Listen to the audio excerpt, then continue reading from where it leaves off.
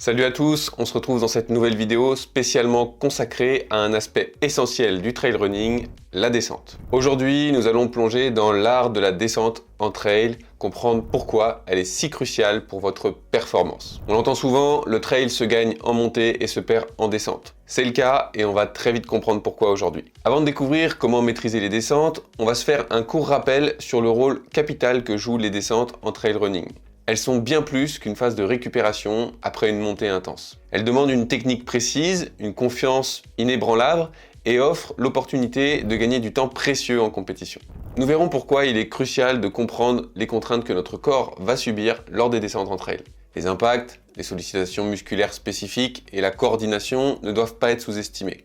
Nous explorerons tout ça pour vous préparer au mieux. On va clairement parler de casse de fibre dans cette vidéo.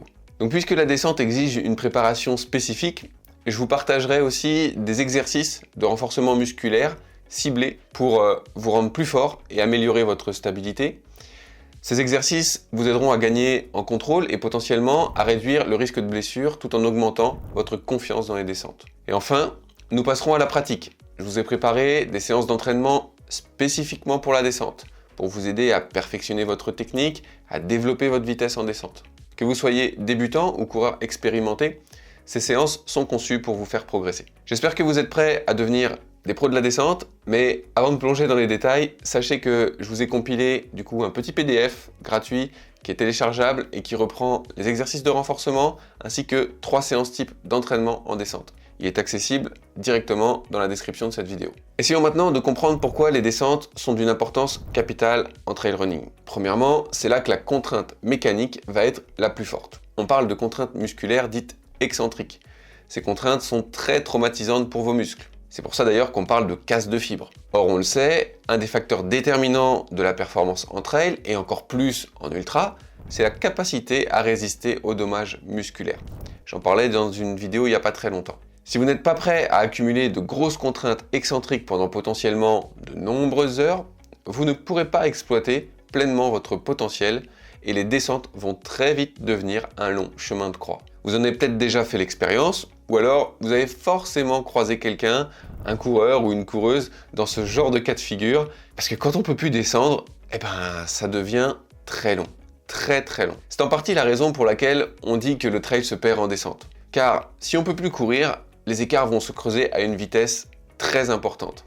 La différence de vitesse entre celui qui marche et celui qui court en descente est vraiment importante et l'écart se creuse. Et d'ailleurs, ce différentiel de vitesse est bien plus important que le coureur qui serait un petit peu à la peine en montée et celui qui va monter à un rythme très soutenu. Donc vous l'aurez compris, avoir des structures musculaires résilientes et prêtes à encaisser ces contraintes doit vraiment faire partie de votre entraînement. Donc comment faire ?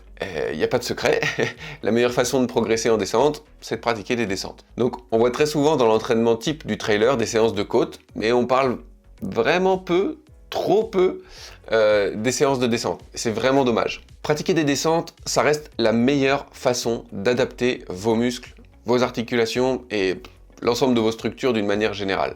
Pratiquer ces descentes sur un terrain qui va être proche de celui rencontré le jour de votre épreuve sera encore plus bénéfique. On verra un peu plus tard quel type d'entraînement on peut faire en fonction du terrain disponible, si celui-ci est technique, pas technique, si la pente elle est raide ou pas trop raide. On verra ça un petit peu plus tard dans la vidéo. Pour adapter vos structures, le renforcement musculaire semble être une solution de choix. Encore faut-il privilégier les bons exercices ou du moins bien réfléchir à leur réalisation. Je m'explique. Ce qui nous intéresse ici, c'est la composante excentrique du mouvement. Il s'agit de la phase freinatrice du mouvement. Par exemple, sur un squat, c'est lors de la phase de descente que la composante excentrique s'exprime. Il va donc falloir jouer sur ce qu'on appelle le tempo dans vos exercices de renforcement musculaire. Passer un peu plus de temps sous tension lors de la phase excentrique que lors de la phase concentrique va être intéressant. Sur un squat, toujours, on pourrait par exemple faire une descente en 3 temps, pas de pause en bas, et remonter en un seul temps. On parle alors d'un tempo 3-0, 1-0. 3 pour la descente, 0 en bas, 1 pour la remontée, 0 en haut. Je détaillerai un peu cette histoire de tempo dans la fiche PDF que je vous laisse. Parmi les exercices de choix pour renforcer vos quadriceps en excentrique, je vous propose évidemment le squat ou la fente qui sont 2 très grands classiques, mais aussi le Nordic Reverse ou encore le squat bulgare. L'utilisation d'une charge externe va bien entendu majorer les contraintes et je vous invite à faire preuve de progressivité dans l'utilisation de ces dernières. Bien qu'ils soient les muscles les plus impactés par les descentes, vos quadriceps ne sont pas les seuls à renforcer de manière excentrique.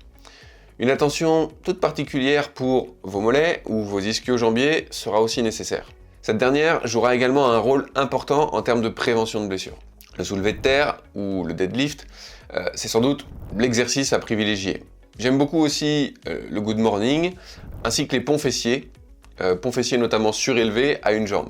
Comme pour le squat, passer peut-être un petit peu plus de temps sous tension lors de la phase excentrique va se révéler intéressant. Allez, essayons de sortir maintenant de la salle de muscu et retournons sur nos sentiers. Je le disais tout à l'heure, le meilleur renforcement, à mon sens, reste celui du terrain. Plus vous accumulerez de dénivelé négatif, plus vous deviendrez fort et efficace dans du dénivelé négatif. La règle de progressivité est en revanche toujours de mise, donc je vous conseille de suivre vos statistiques de dénivelé et de veiller à ne pas avoir des changements trop drastiques à la hausse. Augmenter au fil des semaines, des mois, des années, petit à petit. On vit dans un monde où on veut tout de suite. Et moi le premier, je suis concerné.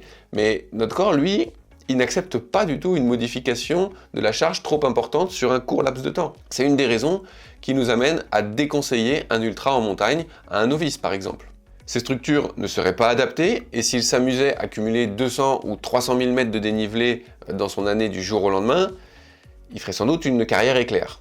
Soyons patients, prenons le temps de construire notre corps, de le construire de façon solide et progressons dans notre entraînement de manière sécuritaire et durable pour davantage de plaisir. Après, je suis pas là pour juger, chacun fait bien comme il veut avec son corps et sa santé. Moi-même, j'ai fait l'erreur de me diriger trop tôt vers l'ultra en m'inscrivant sur des longs formats en montagne, peu de temps après le début de ma pratique. Alors c'est plus par manque de connaissances qu'autre chose que j'ai fait ces erreurs. Je ne les regrette pas parce que j'ai pris beaucoup de plaisir et puis j'ai appris beaucoup. J'ai quand même tiré beaucoup d'expériences positives de ça. Mais cependant, aujourd'hui, à travers mes multiples casquettes, que ce soit celle de coach ou de kiné, je recommande pas du tout cette approche. Revenons à nos entraînements en descente. Quel type d'entraînement spécifique va-t-on pouvoir mettre en place? Je distinguerai deux catégories d'entraînement. Les entraînements avec des intervalles courts et ceux avec des intervalles longs. Pour les intervalles courts, j'entends des fractions d'efforts qui sont assez intenses et qui vont être d'une durée maximale de 5 minutes. On proposera alors des récupérations qui sont relativement longues pour que vraiment l'accent soit mis sur la technique de course et la qualité d'exécution. Si vous voulez vraiment jouer sur la vitesse, un terrain assez raide et pas technique sera idéal, par exemple une route bitumée en descente. Pour les intervalles longs, l'objectif est directement la résistance aux dommages musculaires.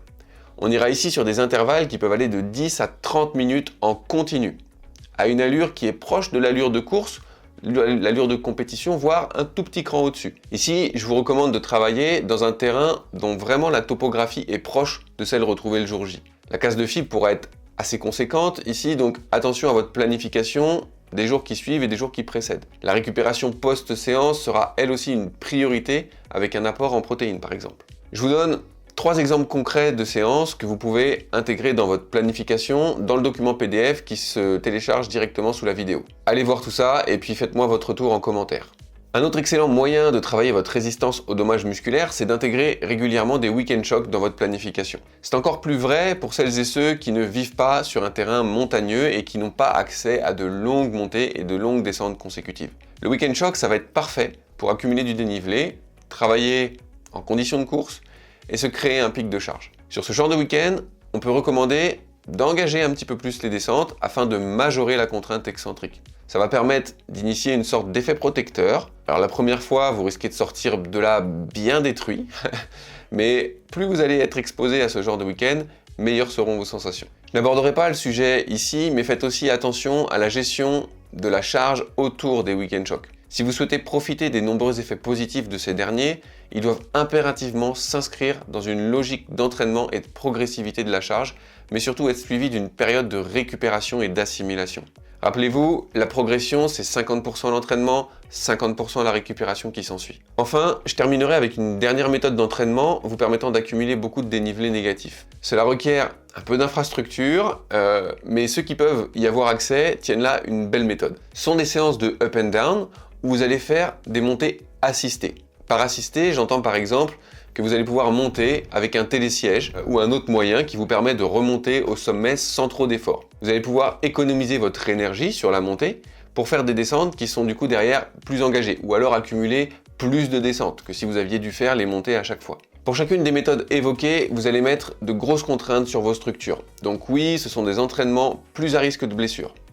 Je pense avoir répété suffisamment de fois dans la vidéo que la progressivité était importante, mais une dernière fois ne sera pas de trop. Alors comment connaître le bon dosage? Écoutez vos sensations et vos symptômes. Avoir quelques courbatures après la première séance de ce type, ça me paraît plutôt normal. Ne pas pouvoir descendre les escaliers pendant une semaine, ça par contre c'est pas normal. C'est que c'est trop.